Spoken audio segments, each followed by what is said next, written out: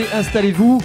Alors, pour des raisons, on va dire, techniques, liées à la prise de vue, puisque tout est filmé, évidemment, pour pouvoir garder une trace de vos témoignages, je vous demanderai, si c'est possible, de vous lever. Alors bon, ça va mettre un peu à mal le projet de table ronde qu'on avait, mais en tout cas, ça vous permettra en tout cas d'être vu et bien entendu pour cette vidéo. Alors, je vais commencer par vous, Monsieur Pellouzet. Donc, vous êtes médiateur des entreprises. Je vous laisse le micro. Et merci, en tout cas. Voilà, vous êtes grand, il faut relever un petit peu. Vous avez remarqué. Vous êtes observateur, vous. Oui, je suis assez observateur, mais j'ai le même problème que vous. Bon, d'accord, vous relevez aussi les micros quand vous arrivez. Merci. Voilà, alors, expliquez-nous un petit peu quel est votre rôle, vos missions. Combien de médiateurs en France? Vous êtes le seul? Vous êtes nombreux? Vous êtes répartis sur le territoire? Comment ça se passe? Et à quel moment vous intervenez? Bien, bonjour à toutes et à tous. Alors, parler après Dominique, c'est déjà difficile. Surtout quand il parle comme ça. Parler après Dominique et Dimitri. Alors, parler après Dominique, Dimitri et Olivier, j'espère que vous m'accorderez encore un petit peu d'attention parce que ça ne va pas être facile. Donc, je vais essayer d'être au top. Hein. Stress positif, c'était ça le truc? Pour l'anecdote, j'étais avant de faire ce métier, j'étais directeur des achats de la SNCF. Donc ça... Mais oui. Bon, je raconterai ma vie une autre fois, mais en tout cas, mon combat, moi, il est pour quelque chose qui prend une importance considérable, encore plus aujourd'hui. C'est un combat pour le dialogue. C'est un combat pour l'écoute. C'est un combat pour arriver à recréer des liens de confiance. Des liens de confiance entre les entrepreneurs, principalement les TPE-PME. Vous avez rappelé l'importance du monde des TPE-PME dans notre monde économique, entre les TPE-PME et, j'allais dire, le reste du monde. Donc on a commencé par travailler sur les liens entre les TPE-PME et les grands groupes. Plein de sujets. Retard de paiement de factures, rupture brutale de contrat, spoliation de propriété intellectuelle, non prise en compte de variations de matières premières. Enfin voilà, des choses que vous avez certainement vécues, vous, dans votre vie d'entrepreneur, mais qui peuvent créer des catastrophes. Une grande partie des rebonds sont dus à des chutes, et une grosse partie de ces chutes sont dues à ces causes-là. Ensuite, on a ouvert. On a dit, il n'y a pas que le privé, il y a aussi le public. Donc, on a fait des relations entre les entreprises et les marchés publics. Et puis, on a continué. On nous a dit, ouais, c'est bien ça, mais il y a aussi l'innovation. Donc, on a travaillé sur tout ce qui est innovation. Le crédit impôt recherche, les relations entre les entreprises et les grands laboratoires, les relations sur le financement de l'innovation, les marques, la propriété intellectuelle. Voilà. Et puis, on est en train d'ouvrir encore, et sur certains territoires, j'y reviendrai, on est en train d'ouvrir aux relations entre les entreprises et toutes les administrations sur tous les sujets. Donc, vous voyez que petit à petit, notre but, mon but, c'est de recréer du dialogue entre vous et tous les autres acteurs économiques qui peuvent vous créer du stress, pas forcément positif, vous empêcher d'avancer, vous empêcher de progresser, vous empêcher d'embaucher, vous empêcher de vous développer, vous empêcher d'investir. Alors, on le fait comment? On le fait d'abord par de la médiation. Je ne sais pas si vous connaissez... Il y a des gens qui sont venus en médiation déjà dans la salle? Ah. Bon, j'espère que vous avez eu une belle expérience. Bon, merci. Une fois, ça m'est arrivé, quelqu'un qui m'a dit ça a été catastrophique, mais heureusement, dans 75% des cas, c'est une bonne expérience. Pourquoi c'est une bonne expérience? C'est quoi une médiation? On est saisi par l'un d'entre vous, une TPE, une PME, qui nous dit, voilà, j'ai un problème, je ne suis pas payé.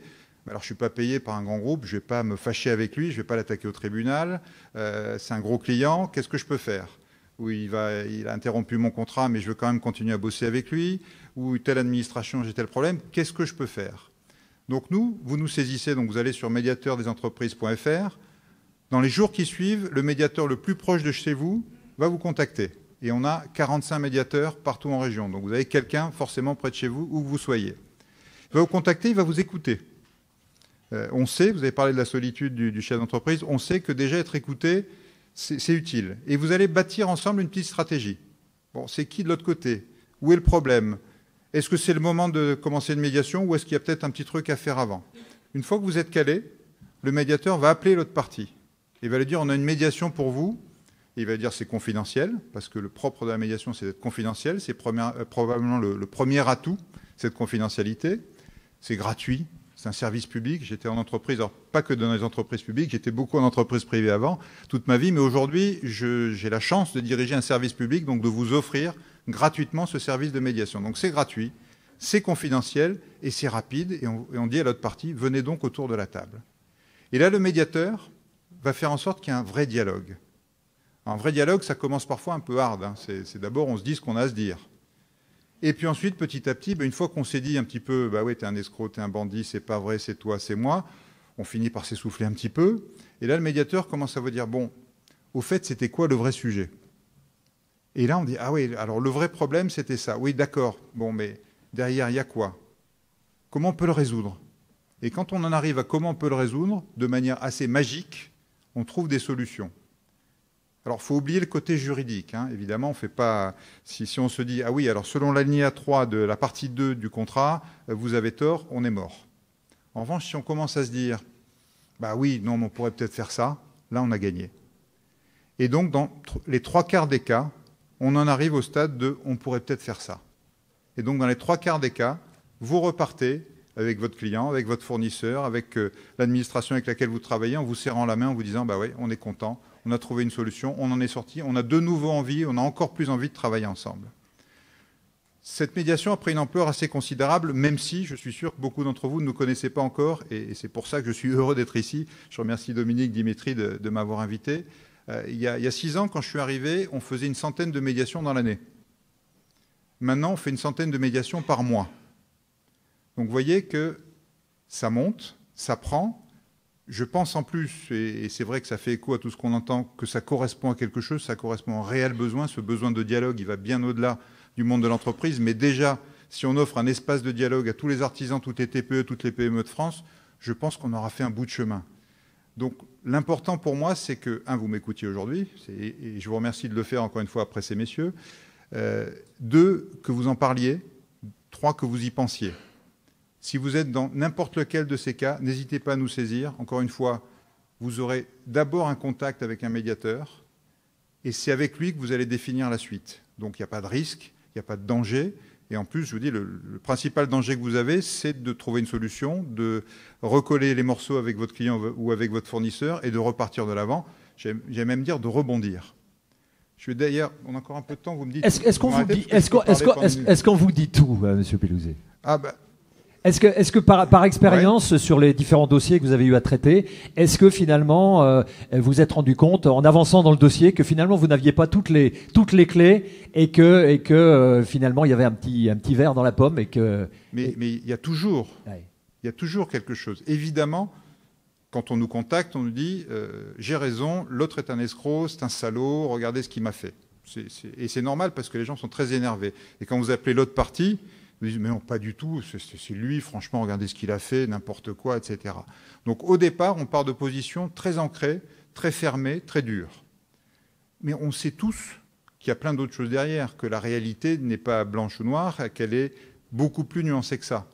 Et on sait tous en plus que même si c'est blanc ou noir, on a quand même envie derrière de continuer à travailler ensemble, de continuer à avancer. Donc il faut sortir de ça. Et j'allais dire ce que le médiateur pense, on s'en fiche complètement. Moi, je ne suis pas juge, je ne suis pas arbitre. Je suis juste facilitateur. Je vais créer un contact, recréer un niveau d'écoute.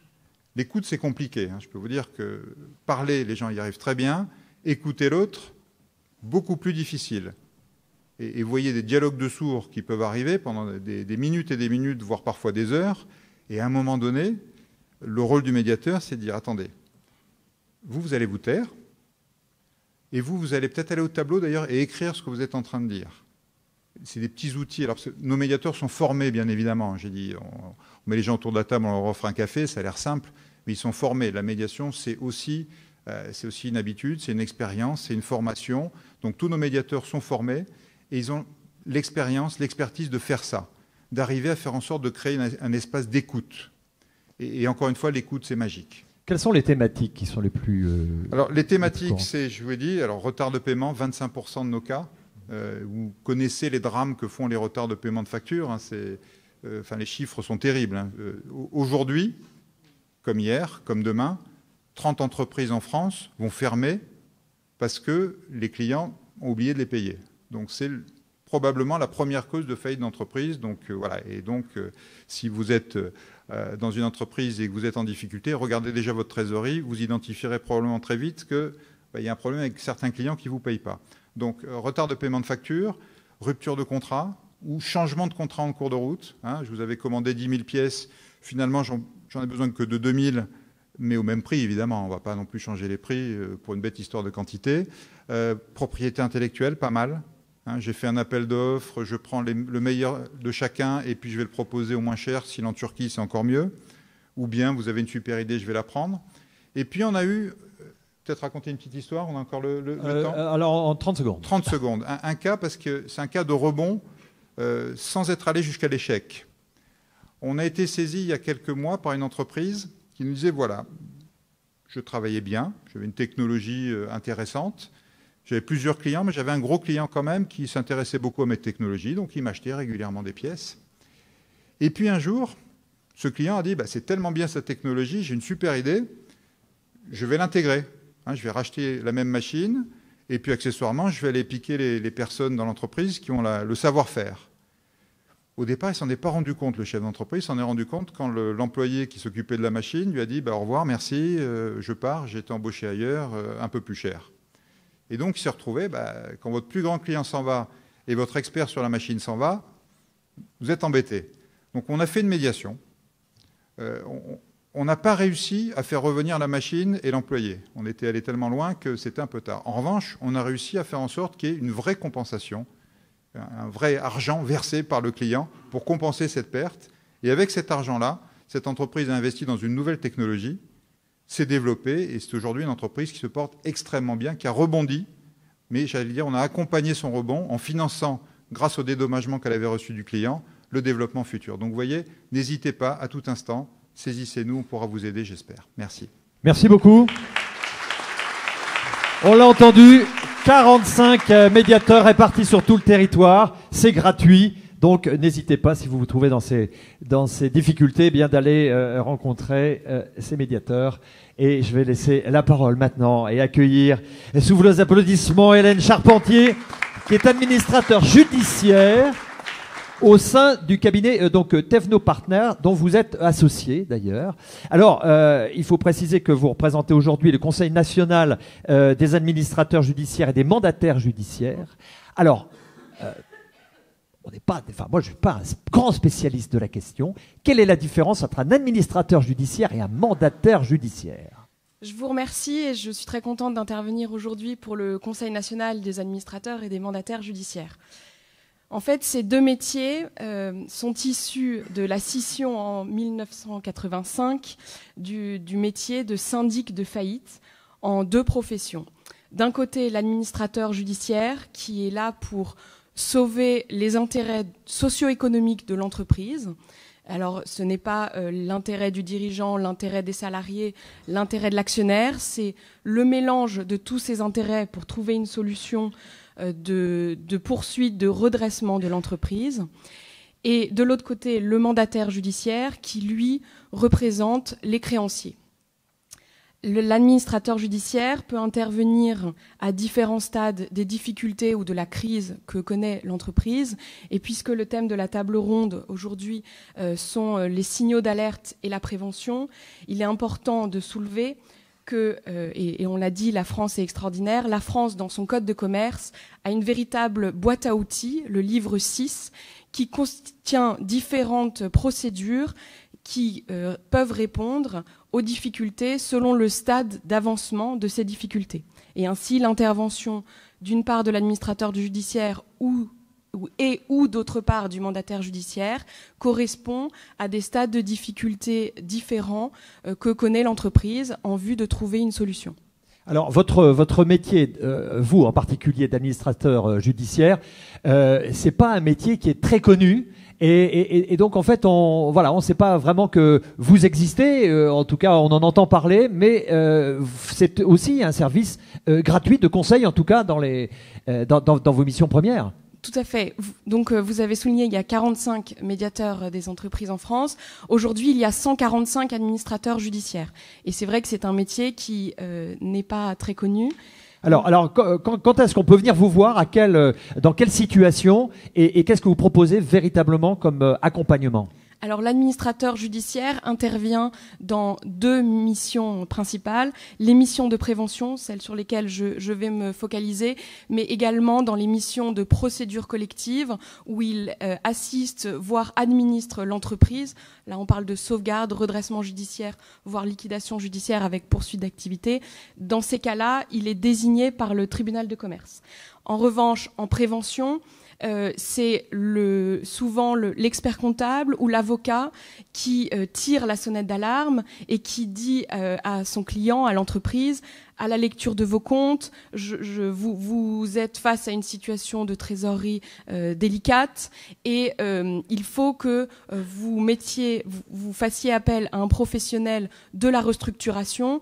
Les administrateurs judiciaires maîtrisent à la fois les outils financiers de gestion d'entreprise, mais également les outils juridiques et les outils de négociation.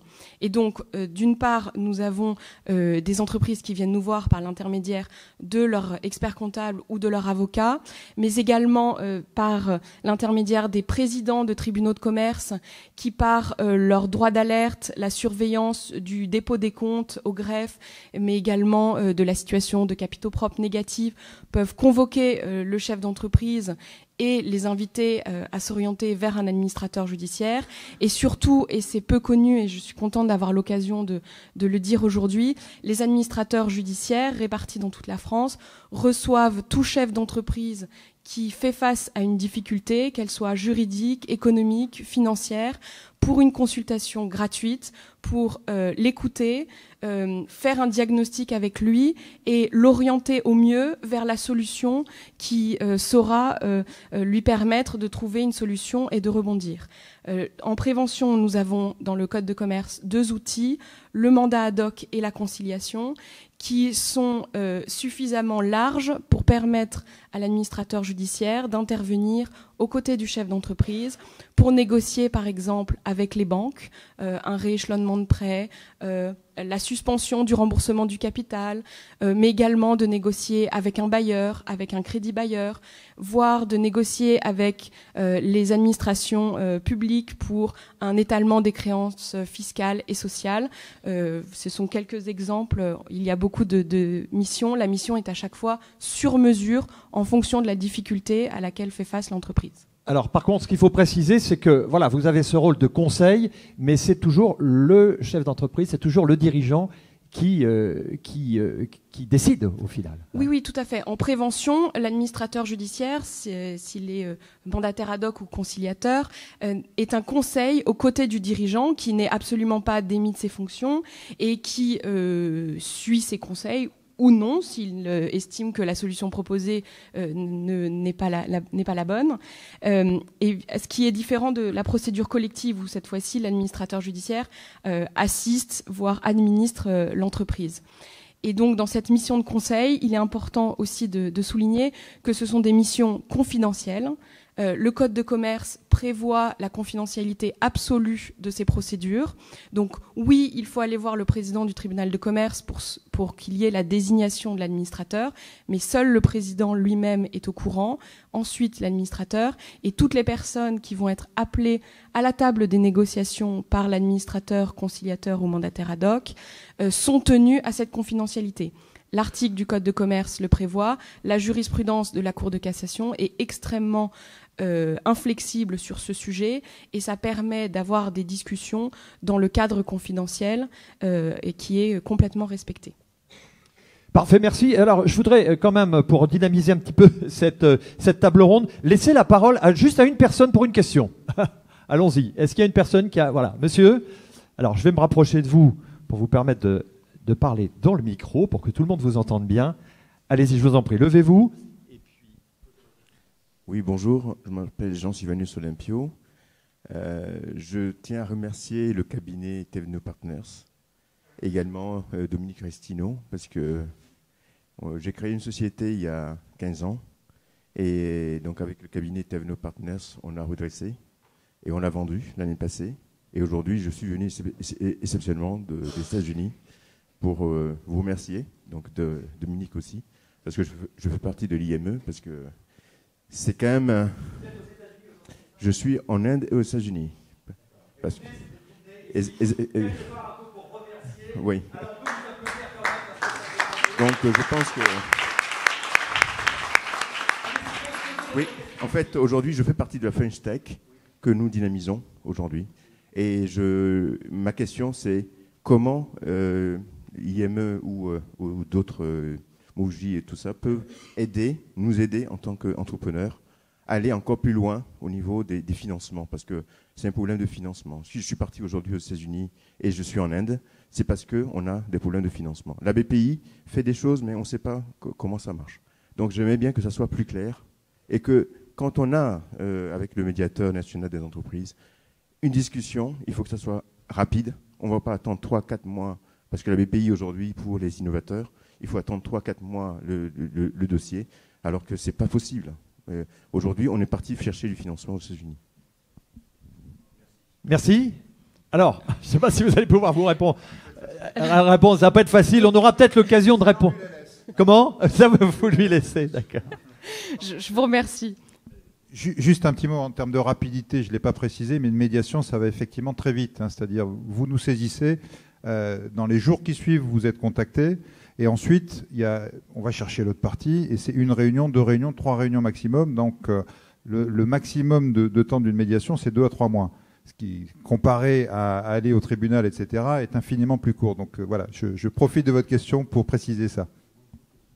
D'accord, un élément de réponse peut-être avant de passer au dernier intervenant de cette table ronde. Oui, alors je vous remercie monsieur pour votre intervention et effectivement je connais le cas de votre entreprise dont mon cabinet a eu à gérer il y a quelques années, et c'est vrai que quand on parle d'entreprise en difficulté, il y a la solution de redressement par l'entreprise elle-même, mais également par la reprise, et vous avez parlé plutôt d'entrepreneurs-repreneurs, et c'est vrai que pour nous c'est important aussi d'avoir des entrepreneurs prêts à reprendre des entreprises qui ont un savoir-faire et des compétences et de ne pas les laisser aller à l'abandon. Sur la question du financement, c'est une question extrêmement importante à laquelle nos entreprises en difficulté font face. Alors évidemment, il y a d'abord la discussion avec les banques, et dans un cadre de prévention, on arrive à convaincre les banques d'apporter de l'argent frais, la new money, comme on dit dans le code de commerce, mais également dans nos missions, on cherche des investisseurs, et donc on arrive aussi à trouver des possibilités de financement dans ce cadre-là. Merci beaucoup, applaudissements pour Madame Hélène Charpentier. Alors, dernière intervenante de cette table ronde, Bruno Delcamp, directeur fondateur de l'association SOS Entrepreneurs. Alors, pour rappeler très rapidement votre parcours, vous avez été chef d'entreprise avec une centaine de salariés. Ça, c'était en 2008 dans le domaine de l'isolation thermique. Vous étiez monté à 2 millions d'euros de chiffre d'affaires, enfin beaucoup de... Hein? À 10 oui. 10 000. 2, c'est pour ça. 10, alors 10 millions, voilà. Et puis... Oui, j'ai dit 2, mais c'était en fait mon 2, il voulait dire 10 en fait. Voilà. Et à un moment donné, il y a eu la déstabilisation un peu à cause de la commande publique qui a complètement baissé. Et vous ne connaissiez pas à l'époque la loi de sauvegarde de 2005, et donc vous êtes retrouvé complètement à poil, pour être un peu trivial, et sans chômage, sans indemnité, quoi que ce soit. Et donc vous avez décidé de créer donc SOS Entrepreneurs. Donc expliquez-nous un petit peu ce que fait dans la vie cette association dans le portail du rebond, côté des 60 000 rebonds et de Second Souffle. Je crois que c'est bien de repartir aux origines. Mais oui, c'est ça. C'est le lorsqu'il y a eu déclencheur. la crise de 2008, effectivement, la commande publique s'est effondrée de l'ordre de 40% et les prix ont chuté de 40%. Donc une entreprise régionale qui est beau être leader dans son domaine, qui avait une centaine de salariés, s'est vue devant des prix qui ont chuté de 40%, ce qui est insupportable pour une entreprise, vous l'imaginez. Donc j'ai dû me mettre en redressement judiciaire. Mais avant, j'avais rencontré des gens très bien.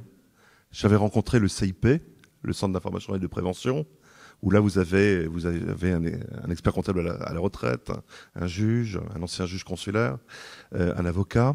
J'ai passé une heure exceptionnelle puisque c'était la première fois que je m'ouvrais véritablement, en vérité, par rapport aux problèmes que je rencontrais. Bon, ça a duré une heure.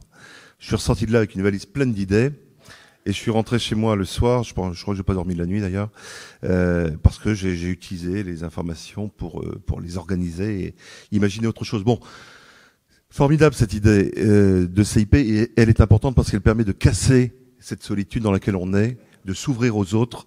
À un moment où on est habitué à aller dans les chambres de commerce pour des cocktails, pour des rencontres formidables, mais où jamais on n'ose parler de son désarroi, de crainte à ce que votre entreprise ne subisse les conséquences du fait que l'on connaisse ses difficultés. Bon. Donc tout ça pour dire que le CIP est important, mais ce n'est pas suffisant malheureusement, parce que c'est une rencontre d'une heure qui vous ouvre les yeux, mais une fois rentré chez vous, au bout de 3-4 jours, vous êtes à nouveau avec les problématiques de banquiers qui vous appellent chaque jour, de fournisseurs qui ne sont pas payés, de clients mécontents parce que vous n'arrivez pas à livrer les travaux dans les temps. Et donc, vous vous retrouvez véritablement seul. Alors, vous appelez la région, parce que vous avez des amis à la région qui sont toujours bien placés. Malheureusement, lorsque vous êtes en perspective de cessation de paiement, il y a en France et en Europe un trou dans la raquette. Ça veut dire quoi ? Eh bien, ça veut dire que le chef d'entreprise, qui est par définition un homme seul, là, se retrouve sur une île totalement isolée. À la région, ce qu'on m'a répondu, et les gens que j'apprécie énormément m'ont dit, écoute Bruno, perspective de cessation de paiement, on ne peut pas faire grand-chose pour toi. Bon. Je vais voir la chambre de commerce avec qui j'avais de très bonnes relations, bien sûr, parce que ce sont des gens extrêmement aidants dans le cadre de diversification d'une entreprise, de dynamisation d'une entreprise. Et là, on m'a dit, écoute Bruno, tu es en perspective de cessation de paiement, on ne peut plus t'aider. Bon. Je suis allé voir le conseil général, on m'a dit, bah non, on n'a pas la compétence économique, on ne peut pas t'aider. Et on m'a dit, bah écoute, va voir le tribunal. Alors, aller voir le tribunal, c'est vrai que c'est pas très confortable, parce que vous êtes pris d'une inquiétude profonde et vous dites, zut, si je m'en ouvre au tribunal, je suis foutu. C'est une erreur. Il faut aller voir le tribunal. Il y a une cellule de prévention dans tous les tribunaux de France, et elle est extrêmement accueillante, elle est extrêmement bienveillante, et ça vous permet, eh bien, de découvrir tout le pourtour de la loi de sauvegarde de 2005, avec les procédures amiables, les procédures collectives, et de vous ouvrir également pour la première fois de manière tout à fait confidentielle, car on ne peut pas utiliser l'information dite apportée durant cet entretien contre vous. Vous apportez effectivement la vérité devant un président qui est souvent très à l'écoute, et là, il vous dit, bah, écoutez, voilà, il y a telle procédure ou telle autre qui existe. Le seul souci, c'est qu'il n'y a pas de possibilité d'avoir une véritable aide extrêmement précise dans le temps. Vous allez passer une demi-heure, 3/4 d'heure durant cet entretien qui va être tout à fait bienveillant, tout à fait informant. Mais malheureusement, d'un point de vue opérationnel, vous êtes un petit peu largué. Pourquoi ? Parce que vous n'avez plus votre capacité de discernement à 100%. Vous êtes malmené au quotidien, vous dormez mal. Et moi, quand je dors pas bien pendant 2-3 nuits, c'est dramatique. Et donc, vous vous retrouvez extrêmement seul. Et donc, vous quittez le président qui vous a informé en vous disant... Alors, il y a telle procédure, la procédure amiable, vous pourriez faire une conciliation. Bon, mais qu'est-ce que je dois faire, président ? Écoutez, c'est vous qui devez voir, car nous sommes là en centre d'information. Et le procureur le rappelle très souvent. Le procureur dit quoi ? Un CIP ou une cellule de prévention est là pour informer des éléments de la loi, pour inviter le chef d'entreprise à réfléchir sur les possibilités que la loi lui offre. Bon. Et donc, le chef d'entreprise se retrouve à nouveau seul. Il sort de cette cellule de prévention. Et personnellement, je suis parti sur une conciliation. Alors, je suis allé voir un administrateur très bien, qui est un ami de surcroît, donc c'est plus simple.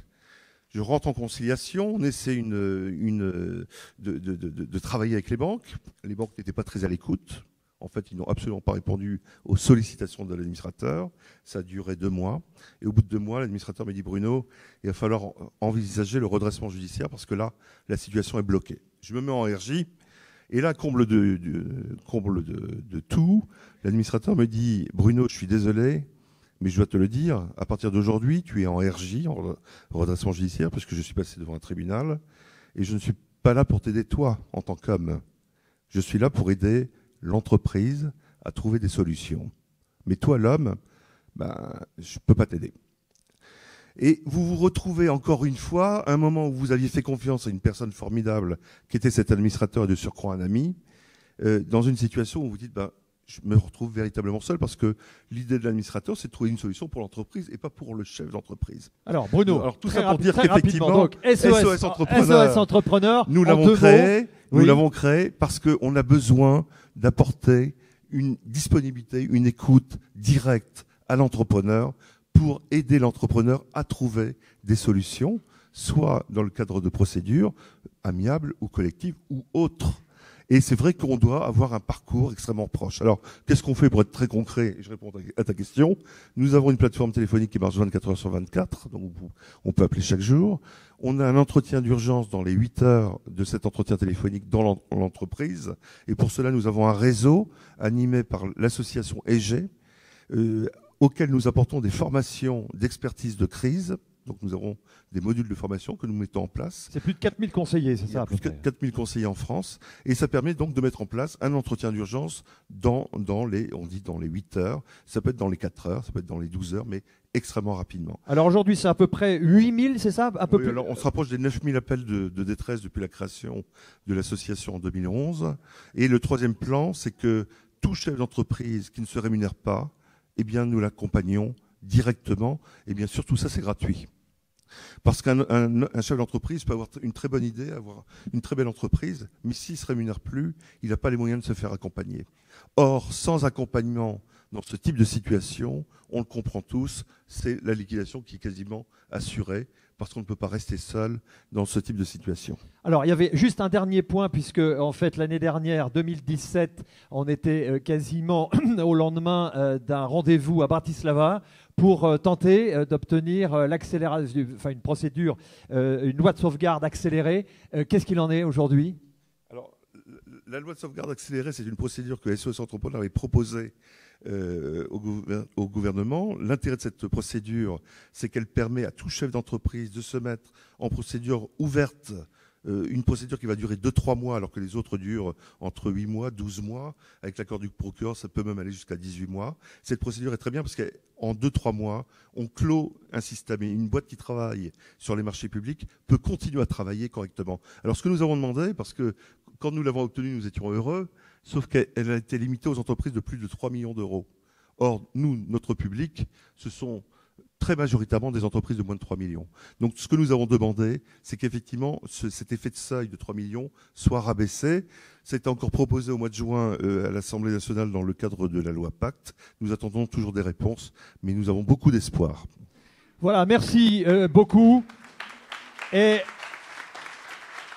on se rend compte effectivement qu'il y a tout un écosystème d'entraide, effectivement avec SOS Entrepreneurs, et puis toutes les structures, effectivement les médiateurs des entreprises, et puis tous ces administrateurs, etc. On voit que toutes ces structures, pour l'instant, en tout cas, sont voilà, gratuites et n'hésitez pas à aller consulter. Ces personnes sont là pour vous écouter et pour faire avancer le schmilblick. Voilà, applaudissements pour nos intervenants.